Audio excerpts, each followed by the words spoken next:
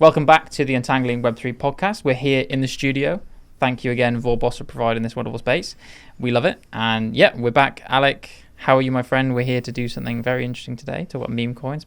I'm okay. It's Monday, the 3rd of February. If anyone's looked at the market today, it is down big time. Lots going on. But I am interested about this topic. I'm interested in speaking about this topic. I think it's something that gets a lot of headlines, a lot of attention. I think it's about time that we spoke about Memecoins. Memecoins. Joking. About meme coins. I know this is something that's dear to your heart. Jack is all over the meme culture. So he's going to be our SME, the expert in the room today. SM meme, surely. Ew. No, okay. Like, before this gets out of hand, meme coins, you know, unless you've been under a rock recently in this space, you will have heard of them. They've been released by Donald Trump, Melania Trump. All the Trumps. You know, Hailey Welch. We'll talk about all these specific, or better known as talk to her. All of them have happened quite recently, and there's been a lot of crazes and talk about them. I think we just wanted to address the elephant in the room, because we haven't talked about them before on the podcast. Let's talk about what they are, why is it all happening right now, where is it all happening as well in particular, and I'd like us to try and get to the bottom of, is there anything useful in this? Because I think it's easy, myself included, I'm guilty of this, to look at everything that's happening with meme coins and say, this is a lot of rubbish and I don't want anything to do with it. That's my kind of gut reaction to it. I think maybe this is an opportunity for one of us to convince the other of, is there any value here or not? Invest in my meme coin. Well, let's start off with memes. What are memes? Yeah. You're all over this. Memes are those weird things that seem to dominate the social media online, where you have the same picture being used constantly and applied to different situations. So it's a joke, a cultural reference, and it seems to, like I say, make up about 95% of everything that's on my Instagram, Twitter feed. And well, I guess meme coins are basically just cryptocurrencies, blockchain projects, tokens that are based almost fundamentally around a certain meme, right? Yes. Now, I think it's worth just going over what is a meme, because I didn't realize until quite recently, actually, the origin of this term. Do you know where the word meme comes from? I thought it was something to do with Richard Dawkins. Yes, it is. And I this is something I love Richard Dawkins. I think he's fantastic, and I didn't know he had actually coined this term, or completely either that or had forgotten something from the Selfish Gene, I think it was in. But basically, meme, I think the actual word meme is related to the Greek for mimicking, right? It sounds a bit like mimicry, but yeah, it just basically means to mimic something. And he used it in the context of, I think it was in the Selfish Gene, in the context of self-replicating behaviors, things like melodies and fashion and things like that in species. So kind of part of evolutionary biology, essentially, right? So self-replicating behavior. That's what I think was what he was talking about. Yeah. So I'm seeing here in the Selfish Gene, he coined it to describe how cultural ideas spread and evolve similar to that of genes. And obviously, like, the internet ran away with that when we get these things that become viral, overnight sensations, and basically determine the digital culture. Yeah, and when he's talking about it, it's like, he's an evolutionary biologist. So he's talking about how do genetics propagate through species? How do they propagate through species through time? Now, memes on the internet mean how do ideas propagate through society, basically, or how do events propagate through social networks, more specifically.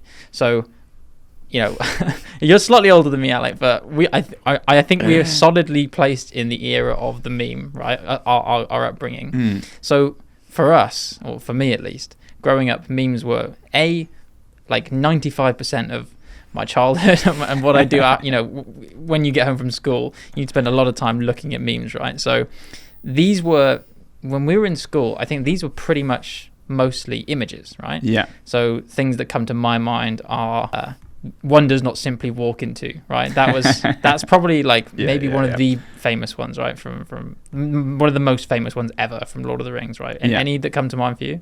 There's the old man holding the coffee cup with his notebook. That's like when you're saying something silly like when your antidepressants kick in or something like that. Wait, is this the guy who looks upset? No, he's like smiling with his coffee cup. I have no idea what's going on. Right? He's like, no, it's an old man.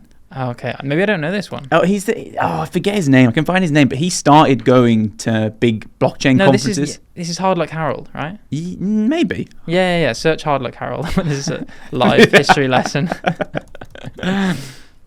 Him. Okay, him, because he's like smiling through the tears almost, right? Yeah. I see. When you zoom in, then that's the one. I like that one. I think it's quite funny that he's started coming to the crypto conferences and the ETH Denvers and all this kind of stuff. Another big one for me is the call an ambulance, but not for me. Yeah. What's the one you always do? The Earth one. Always was. Oh yeah. It's like the astronaut looking down at the Earth and they're having a revelation, and there's someone behind him who says always was. Anyway, so yeah. But when I think of a meme, I actually still think of pictures. But that's clearly evolved over time. Let's go from pictures to GIFs. I think GIFs was the next generation. You'd have moving memes. You know, I think of one of them was one of them the girl stood in front of the burning building, or the dog with a little smile sat in the burning house saying this is fine, right? That kind of thing. I use that one all the time to describe the crypto market when it goes down. It's like, this is fine. So we went from purely static ones to GIFs, and then over time videos have become memes as well, or audio snippets from videos, right? So basically memes apply to any kind of shareable media, and that's the crucial part. It's shareable stuff that is propagated on mostly Facebook, Twitter, TikTok now. That's where they live, right? So that's what a meme is. Now, Memecoins, what the hell are they? Honestly, like, I've been recently reading Nexus when it talks about information networks, and what connects humans is stories, and the communities are based around stories. And when we look at these memes, we think, oh yeah, stupid joke. But the amount of people I've connected with by, quoting a movie or referencing one of those memes and instantly knowing that we have some kind of shared ideology is probably going a bit too far, but something like that. And I guess meme coins are effectively now financial tools and instruments that obviously are based on cryptocurrency and based on blockchain technology, but built around this shared ideology of a meme. And obviously the first one that comes to people's minds is probably Dogecoin, right? Dogecoin or Shiba Inu.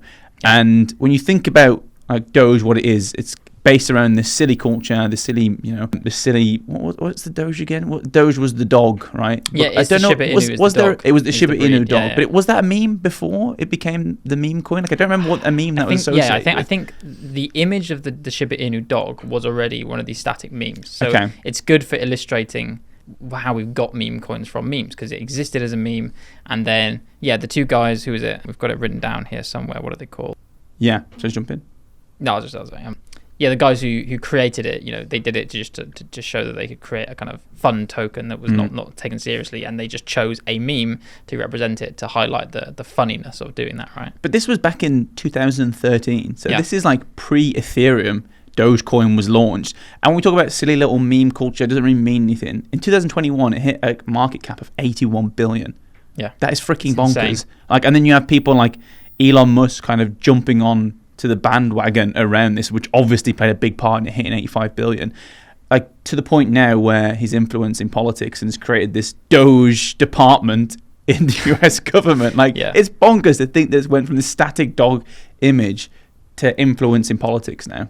Yeah, it's crazy, because it goes like, ultimately what we're talking about with a meme is something comedic, right? Which is almost a universal human emotion, a human expression. And I think I don't know who doesn't like comedy, right? Unless they have some hormone deficiency or something, right? Who doesn't like comedy? And the fact that these things have gone from purely internet-based ideas, and now people are saying, right, let's build a coin around that. So why are they building a coin around it? From what I can understand, people think they can make a quick buck off it, because again, I think the core of understanding meme coins for me, and this is just kind of my soapboxing, my opinion on the matter, you're harnessing virality in money, right? So when you have, how many is it, like tens, hundreds of thousands of tokens already. If you take out meme coins, you already have tens of thousands of crypto tokens on various blockchains, right? Hundreds of blockchains. Then every time you launch one of those tokens, they're like trying to take it seriously, right? They're like, we're going to be the Ethereum killer. We're going to be useful for, distributed computation. We're going to do digital identity, all that stuff. They're trying to do something serious. They've got differentiators as well, quite importantly. Yeah, they got to differentiate. Yeah, they're like the classic of they're almost like a business, right? They have to have a USP. They have to offer value. Then they find it hard to compete. They find it hard to get market share, because they're all kind of jostling for position. Whereas memes they just spread around the internet at the speed of light because they also are very ephemeral, right? That's something else you've got to take into account. Memes live and they die, and some of them survive long into the memory, like one does not simply go into Mordor, right? That's I'll never forget. Lives rent free in your memory. Yeah, but that's the sell point then, right? That's a good thing. I know that we naysay meme coins, and it's easy to naysay them. I do think we should, because a lot of them are rug pulls, and people lose a lot of money and they hurt more than they probably help. But when you're talking about the fact that you have people spending hundreds of millions, sometimes billions, on crypto projects, and they don't find product market fit and they don't make money, and people lose money because of that, where I can spin up a meme coin potentially overnight with no real investment and it goes viral and can make a lot of money, that's a good sell. It's like taking the SaaS model from previous industrial model. You'd obviously go with software because software is so easy to deploy at scale very quickly, unlike industrial complex where you have to slowly plan things out, build physical things. Like, it's kind of like taking that a step further with meme coins and saying, okay, well, this virality already exists on the internet. It can travel at the speed of the internet. There's already probably a community based around it. Why not try and monetize that? Yeah, well, maybe I would put a few objections in there, right? It's like, who are we talking about? Like, who is monetizing that to start with? So I like the fact that you brought up Hard Luck Harold, right? Because he's trying to capitalize on his notoriety as the man in the meme, right? The guy who I think it was a stock image, right? Yeah, it was. And now he's world famous, but has basically not profited from it until now. So he's an interesting case where he has benefited from meme coins in a way that kind of makes sense, right? He didn't financially see the upside of the virality until he could engage in meme tokens, right? Yeah, I get that. But hide the pain, Harold, by the way. It's hide the pain. What did I say? Hard Luck Harold? Hard Luck Harold. There's definitely a hard luck one. Hang on. Sorry, so for those that are cross-checking this, it's hide the pain, Harold. Okay, I mean that makes more sense actually. Let me search Hard Luck meme. I don't think any of this is going to make it into the show, so don't worry. No, this isn't making it. Hide the pain, Harold. I can't believe I've just said that wrong for the last 25 minutes. Anyway, so yeah, that one makes sense. But what I would question is, for any meme, you have to wonder, like, who should be benefiting from a meme? Why are we attaching money to it, for starters? Because I understand it's a way of measuring in some way the popularity of a meme, but what good does that serve ultimately? Well, yeah, and let me say, I am on your side, but to play the devil's advocate here, today's episode is sponsored by the VeChain Foundation. Now, we often talk about how emerging technologies like blockchain have the potential to revolutionize sustainability, and VeChain is at the forefront of this green movement with initiatives like VBetterDAO. Let's take a closer look. Imagine tracking small actions like recycling at low cost, making them valuable assets. These verified records build a massive collective impact, benefiting people through their own actions. Sound a bit complex, but VeChain made it fun. Explore our apps at vbetter.com. VeChain's goal is to power a new era of sustainable solutions. So if you've got an app idea or just want to earn rewards for small, sustainable actions every day, go check out vbetterdao.com to find out more. And now, back to the show. What is, I think the point that it plays is connection and community. Like, if I am playing the devil's advocate and trying to find something in this, because obviously there is something in this, because these projects are worth so much money a lot of the time. And it is a sense of connection, belief. They're basically cults. And you could even argue bordering sometimes on religions, where, we might poo-poo it because a lot of it seems silly from the outside. But when you look at like some of these exchanges on Twitter, like they really do care about one another, it seems like. And there's an instant connection when you jump into some of these communities. So have you seen there's this like Mudeng coin? Mudeng is this little, what are they called? Pygmy hippopotamus that's, I forget. Okay. Where is it now? In Thailand. Okay. And it's just really cute, really chunky, a bit angry. And it's taken like the internet by storm. And there's a coin based around it. And I look at a lot of the social media exchanges because, sometimes I'm on Twitter Googling Mudeng and it comes up. And it's really wholesome. It is quite nice. You see these people like just saying nice things to one another, like trying to support the projects that are built on there and all this kind of stuff. Yeah. Do I believe in the underlying fundamentals? Do I think it's going to change the world and replace like the global financial system? No, obviously not. But I don't know if it needs to. I think some of these things can purely be about community connection, sharing a story and a narrative and values to an extent that bring people together. Yeah, and to be honest, to not sound like too much of an old fart on this, I am also completely subscribed to the opinion of if you want to pay for something, if you want to find value in something, if you can ascribe monetary value into it, then in theory there is like that theory of how you of where value comes from, if people are willing to pay for something, then there is clearly some intrinsic value to it in a way, and it kind of reminds me of people saying, well, where's the intrinsic value in NFTs, right? Why am I buying a JPEG? It's the same kind of thing as the guy who bought Jack Dorsey's tweet off him, right? Maybe slightly different in Memecoin. It depends on the issue as well, right? Like in the case of Jack Dorsey and the guy who bought the tweet, obviously the guy is pretty damn bad now on his investment, but he was still buying it directly from the author, right? From Jack Dorsey. I can see value in that. Not the value he paid, but I can see value in it.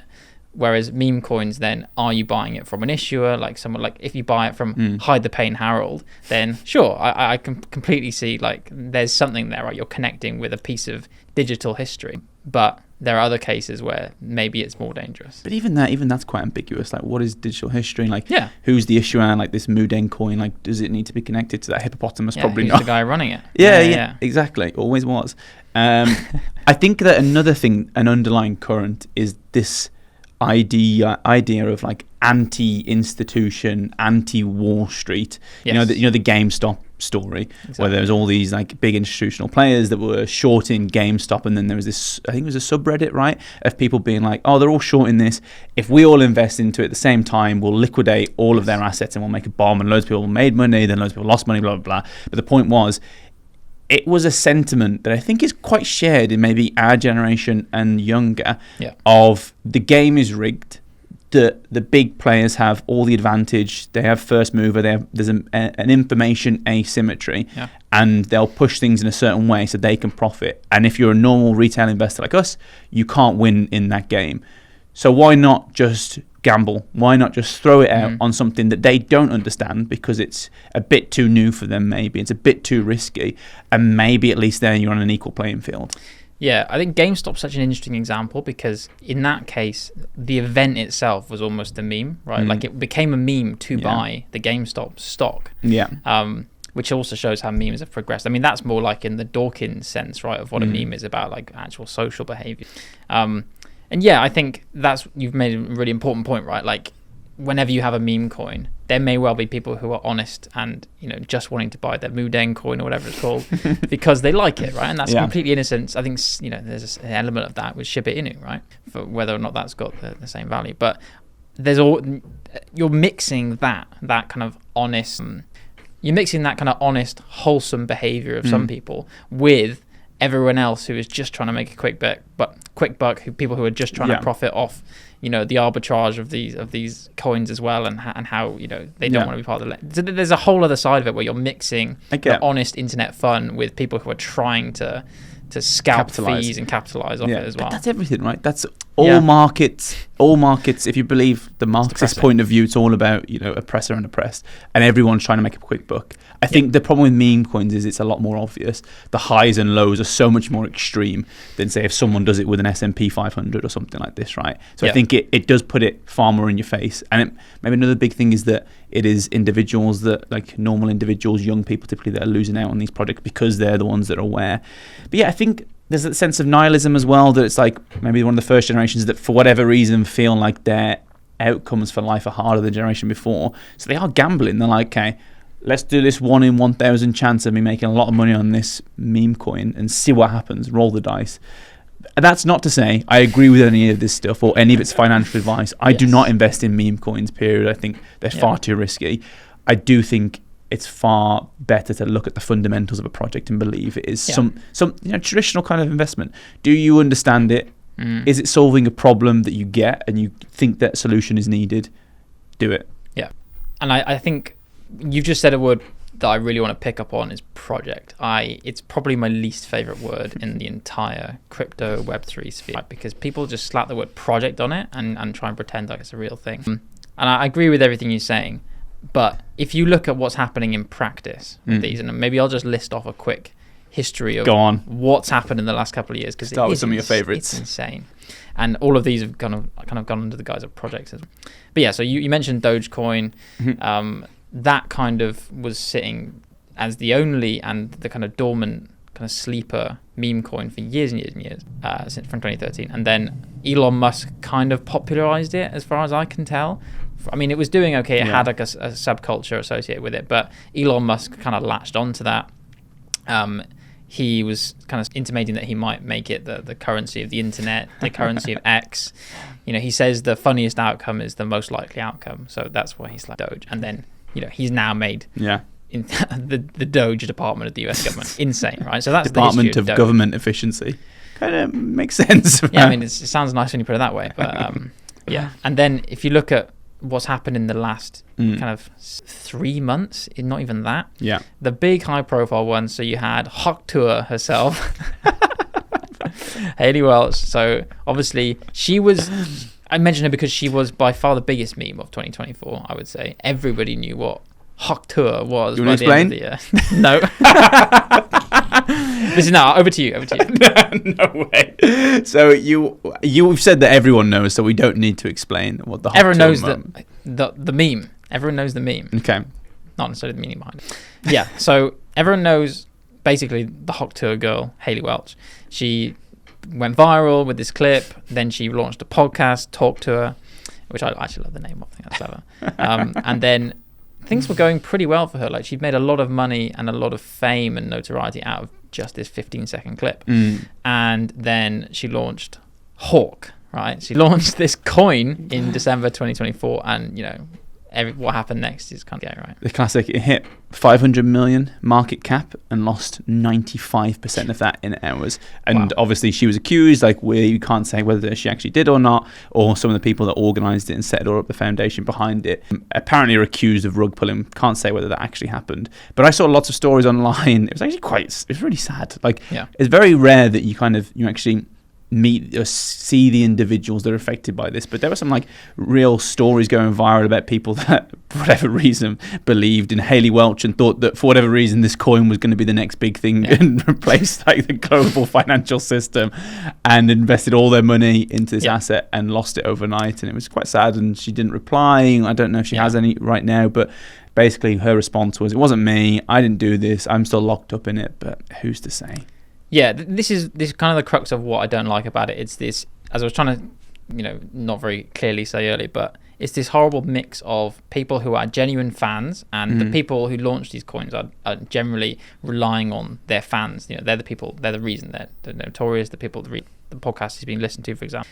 They are using their fan base to effectively make money, right? That's typically the purpose of a meme coin is for this to go up in value, and yeah, you have the people who are honest fans getting involved in that, mixed in with the people who are who are just maybe deluded, maybe they're super fans, right? And they think, oh, this is the best thing ever, and this could go to the moon because I have an overinflated sense of this person in my head. And then you have all the vultures who are there just to pump the price and get out. You know, this could be anyone. This could be anyone from, and not just talking about the, Hawk now. Literally anytime you have a meme coin project, you could have backers behind it who are intentionally thinking we'll just pump this price and get out as fast as possible. The exit liquidity then being all the the real fans and you typically have a creator combined with some other outfit who are doing the technical part of this, right? But who are setting up the launch, the token, etc. and stuff. So you typically wonder about that, I think.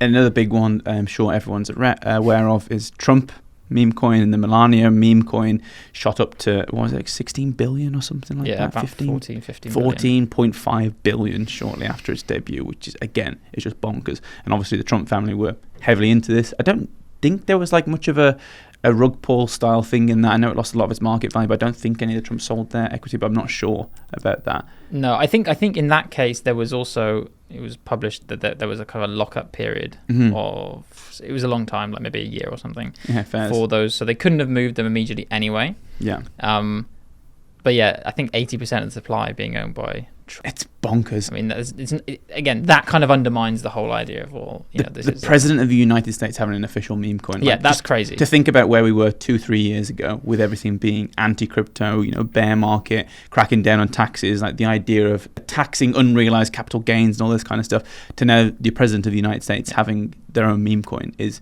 bonkers, like, to think of the state of play now. But yeah, and I guess it's a bit different, right? Because it was his official coin. He's the president of the United States. Like, very official. It's not like Hailey Welch. Like that, I can understand why people might trust in that more and believe that something is going to happen, like even related to the reserve and all this kind of stuff, like as an option. But yeah, it's bonkers. What do you think we should do about it? Is it okay? Should we leave it as is, or does it need more regulation, more education? I'm going to say something does need to be done about it. I don't like it. Something needs to be done about this. Something needs to be done about this. One does not simply make meme coins. I don't like it. I think it's repeating a lot of the same mistakes in the past, and it's just another way for people to take following, in my opinion. And I just don't think much good can come from it. And I think the purported benefits around the community side of things, they can all be achieved using the same kind of machinery and tools. And again, meme coins are not bad in and of themselves, like anything like this, right? Meme coins are not really the problem. So when I say I don't like them, I'm referring to the in practice meme coins. I'm thinking how what we're seeing in the market today. But that's why I say there has to be a much stricter regulation. There has to be much bigger punishments for people who do knowingly launch these things in bad faith, right? Launch them in bad faith, and people get hurt because again, normal people get hurt over and over again. So I don't like it, and I think I personally don't see why the powers of the traditional regulators shouldn't be applying. The European mindset, more regulation, more red tape. I get it. Like I saw all these meme coins kicking off, even with the Trump coin. I tried to buy them. I couldn't. They were really hard. Like with the normally regulated exchanges like the Coinbase. Trump has 80% of them. True. Well, I tried to get on Coinbase, and obviously they're not listed. Like they weren't really listed on Binance. You can't. I don't think it's easy to get these coins. I really don't. Yeah. I think unless you're a specialist in the space who's like very into self-custody wallets, fully decentralized exchanges, all this kind of stuff, I don't think you can get access to them. And if you're one of those people that can, I think you understand the risks a lot of the time. I don't know. I think that regulation can only go so far. And I think at some point you do have to say people should be held accountable for their own actions to an extent. Yeah, but I guess what I struggle with is we're quite comfortable with how stringent like advertising laws are. We're quite comfortable with. Are we? Well, I mean, okay, yeah. Some things aside, I don't think we are. But you shouldn't be advertising cigarettes to children or gambling to children, right? That kind of thing, or like we talked about in gaming, you shouldn't be putting loot boxes in front of children on games, right? I think we're in that kind of territory with meme coins, where maybe it's the technical access to these coins is still difficult, but that will probably get easier as well because they want to maximize access to them, right? So that even if it's a problem temporarily, it won't be for very long. And I think it's a place where vulnerable people, right, are genuinely being targeted in some way, or there is an underlying, because we spoke about social media in the modern age and the parasocial relationships you have. The people with the strongest parasocial relationships, they're not necessarily healthy, and they're often the ones who will be dragged into these schemes. So I think they're kind of a protection. I think the thing with the Melania coin, I think there was like a direct link that she sent to a web page where you could buy directly with fiat payments. So maybe it was just me trying to go through like the traditional kind of quite regulated Coinbase of the world to buy these coins that was like, oh no, they won't, you can't do that basically. It's hard. I don't think they're going to die out anytime soon. I think that people will want to take the risk on the get. I think it is the get rich quick. I don't think people are believing in Hailey Welch and being like, I really think you're going to change the world. I think they are like, oh, I'm going to make a quick buck on this. So I think most of the losers tend to be the people that are also trying to scalp, like you say, but they just got burned rather than burning someone else. Yes, well, I mean, as a kind of funny note to end on, with the Trump and Melania case, it's kind of funny that Melania's coin almost rug pulled Trump, right? Because it was its peak right before she launched hers, and then that took away a lot of the market. And one of the things I think is it's the same money circulating around. Like I don't think, maybe we can find some stats on this, but I don't think that these meme coins are bringing like a whole new market into the already existing crypto market. Like you see a lot of the outflows going from one meme coin project to the other meme coin project, like constantly trying to, it's all circulating the same money. A lot of bots. A lot of it's automated, right? It's people sniping trying to get arbitrage on these tokens. And everyone, again, we said great full theory before. Everyone thinks they're gonna get out before it comes. So yeah, and like with all these like AI bots that are now possible with like the deep seeks and all this kind of stuff, it's just not going to stop, right? But I think there's a lot of cause for concern. I would be very careful when looking into meme coins. Yes. But I do think some of the projects are about community, narrative, connection.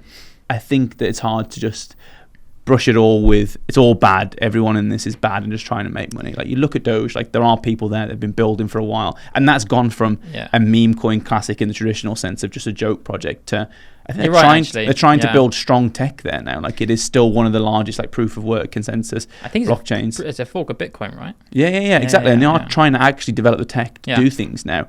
I'm not saying all projects are like that, but some of them are serious people. Yes, I think that's maybe a good note to end on, right? Is that there is a core to the whole community thing. I fully agree with that, and I think my personal, not financial advice, but my personal technical advice would be, if you ever see anything that smells like a meme coin, then just check if there's anything else, because I think what separates meme coins from community-based Web3 projects, many of which we feature on the podcast and we like, and I think are great. I think what separates it is there anything beyond acquisition of this token, or is there a platform behind it? Is there something you can use the token for? Does it confer anything extra on it? I think that is when you move from meme coin to something that has a lot more meaning. But product market fit. And on that bombshell. Thank you for listening. I hope you enjoyed this episode on meme coins. Again, not financial advice. Be careful out there. And join us next time to untangle a little more of Web3.